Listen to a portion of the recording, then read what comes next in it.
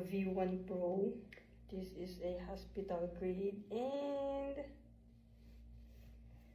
first time ko ginawa yung 30-30-30 method.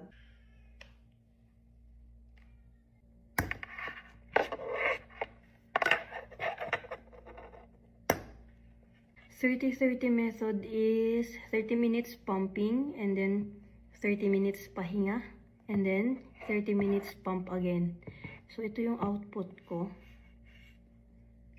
Ay, not bad. So I got 4 ounces and 5.5.